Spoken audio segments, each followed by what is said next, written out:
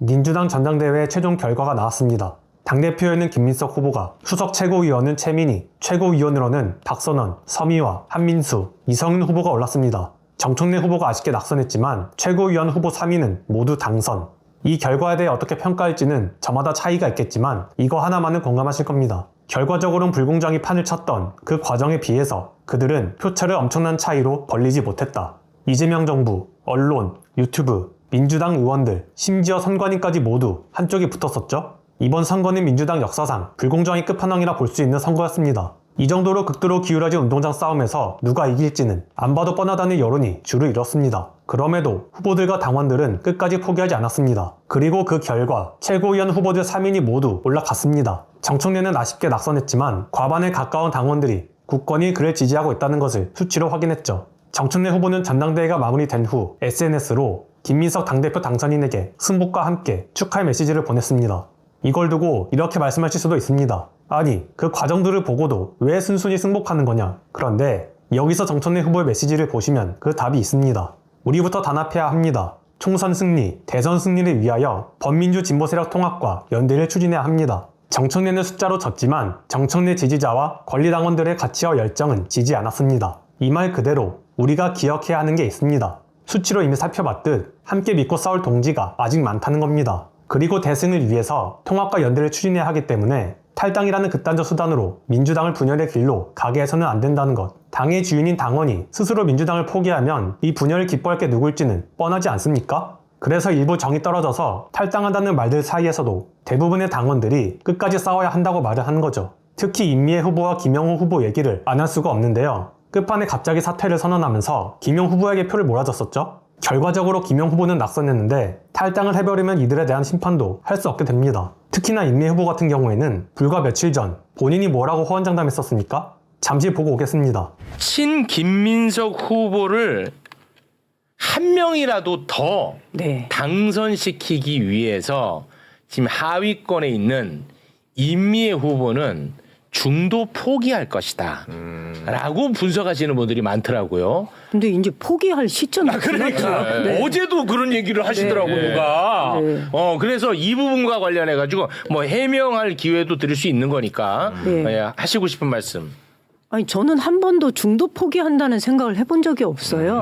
만약에 그렇다면 제가 출마하기 전에 소위 아까 김민석 그 당대표 후보하고 논의를 했다거나 내지는 그쪽 캠프하고 사전에 무슨 교감이 있어서 제가 출마를 했다면 전체적인 판의 흐름을 보면서 그 중도 사퇴를 얘기할 수 있겠죠. 그런데 전혀 그런 과정을 거치면서 제가 출마를 한 것도 아니고 그러니 저는 저의 주장과 저의 목소리를 내기 위해서 이번 전당대회에 출마를 한 건데 하위권 후보 둘이 또 단일화한다고 해가지고 뭐가 단일화 아니에요. 하위권 두 명이 단일화한다는 것보다 두 명 다 그만둔다.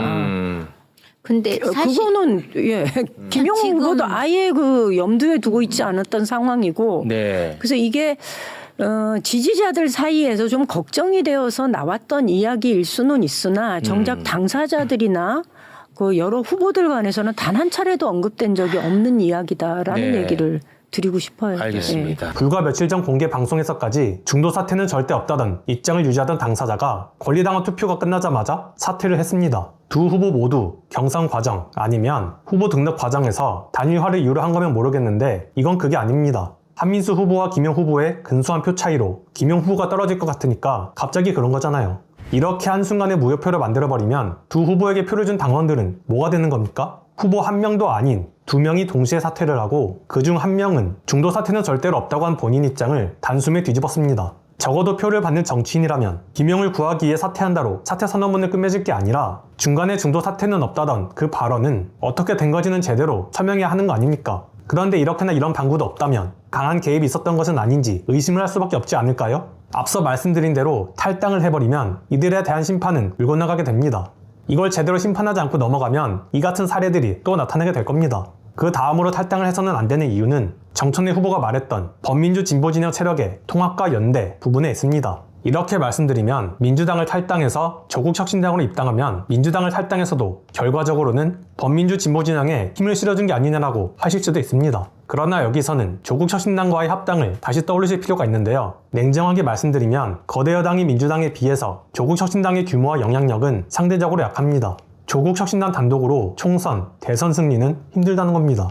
이건 비하하는 게 아니고 실제로도 지금 구조가 그렇습니다.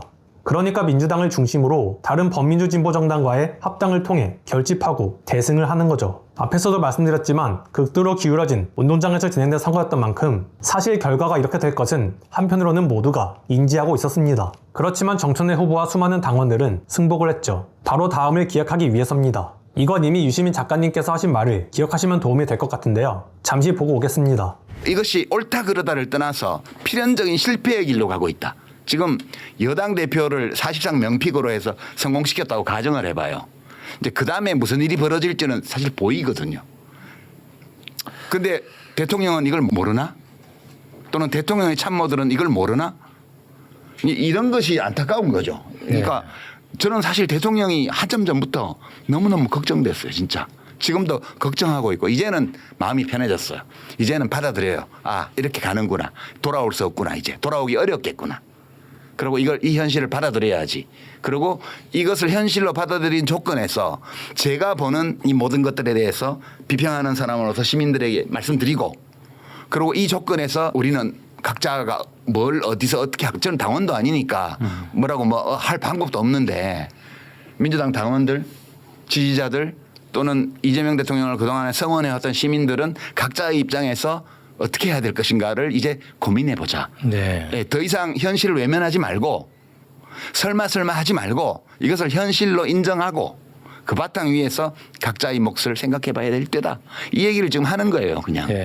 결국 앞으로 필요한 건 탈당이 아니라 당의 주인인 당원의 힘을 키우는 당원 모집과 합당을 통한 통합과 연대입니다. 이렇게까지 말씀드렸는데도 난 탈당을 해야겠다 하신다면 제발 조용히 탈당해 주십시오.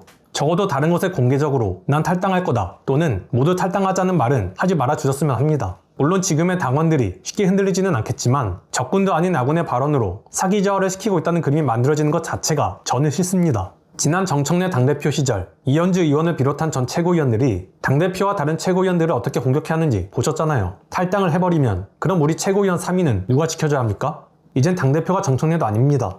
어떤 공격이 쏟아지든 그 이상일 겁니다. 지금 정청래가 승복하는 것은 도망치는 게 아닙니다. 자신이 믿었던 대로 당원들의 힘을 직접 확인했고 그리고 분열을 해서 안 되기 때문에 다음 기회를 얘기하는 겁니다. 당원들이 지금까지 민주당을 어떻게 지켜왔습니까? 포기하지 않고 끝까지 자리를 지켰기 때문에 가능했습니다. 우리가 흔히 과격한 표현이긴 하지만 누구를 뽑던 투표 자체를 하지 않은 사람은 정치인을 비판할 자격도 없다고 하잖아요. 유권자의 소중한 한 표라는 게 단순 투표 후소용 문구가 아닙니다. 권리당원, 탈당으로 그 권리를 스스로 포기하는 일은 있어서는 안 됩니다. 오늘 내용은 여기까지입니다. 유익하셨다면 구독과 좋아요로 영상 제작에 힘을 주시면 감사드리겠습니다. 2030 진보는 힘들다. 시청해주셔서 감사합니다.